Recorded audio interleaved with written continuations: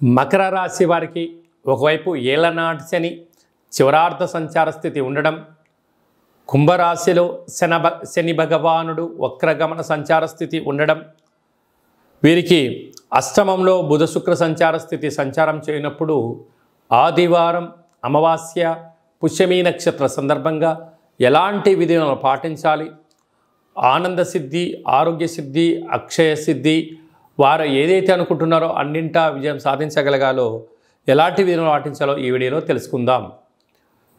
మకర రాశిలో ఏ నక్షత్రాలు వస్తాయనగా ఉత్తరాషాఢ నక్షత్రంలోని 3వ పాదం, 4వ పాదం, 2వ పాదం, అలాగనే శ్రవణ నక్షత్రంలోని 4 పాదాలు, ధనిష్ఠా నక్షత్రంలోని 1, 2 పాదములు కలిపితే మకర రాశి అవడం జరుగుతుంది. చాలామందికి పుట్టినటువంటి కాల సమయంలో డేటా బర్త్లు లేనటువంటి కారణం వలన పేరు యొక్క మొదటి అక్షరాన్ని అనుసరిస్తూ రాశిని తెలుసుకునే ప్రయత్నం చేద్దాం. బో, జా, జీ, జూ, జే, జో, ఘా, గి అక్షరాల వారందరూ కూడా ఈ యొక్క మకర రాశి జాతకులు అని చెప్పి గమనించాలి.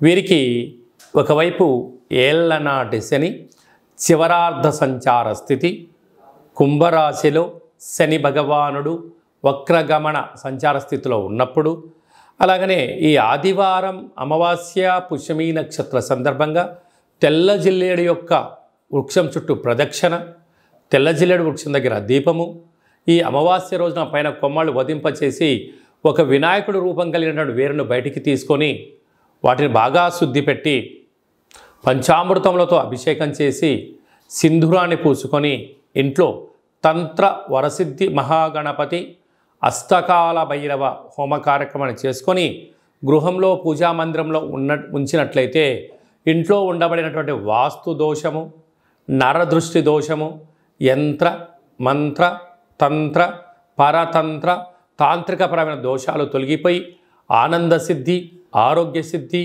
ఐశ్వర్య సిద్ధి, అక్షయ సిద్ధి, మీరు ఏదైతే అనుకుంటారో 16 రకాల సిద్ధులు మకర రాశి వారు సొంతమవుతాయని చెప్పి గమనించాలి. అలాగనే వీరికి తృతీయంలో రాహు ఉండడం వల్ల అన్నదమ్ములతో అక్కాచెల్లెలతో స్నేహపూర్వక వాతావరణాన్ని ఏర్పరచుకోవాలి. సంతాన స్థానంలో కుజగురు సంచార స్థితి ఉండడం వల్ల నూతనంగా వివాహమైన వారికి సంతాన యోగం, ఐశ్వర్య యోగం, విదేశీయాన యోగం కలుగుతుందని చెప్పి గమనించాలి. సప్తమంలో రవి సంచార స్థితి ఉండడం వలన నూతనంగా వివాహ ప్రయత్నం చేసేవారికి ప్రయత్నం అనుకూలించడం, నూతన వాహనాలు, క్రయ విక్రయాలు యోగదాయకం అని చెప్పి గమనించాలి.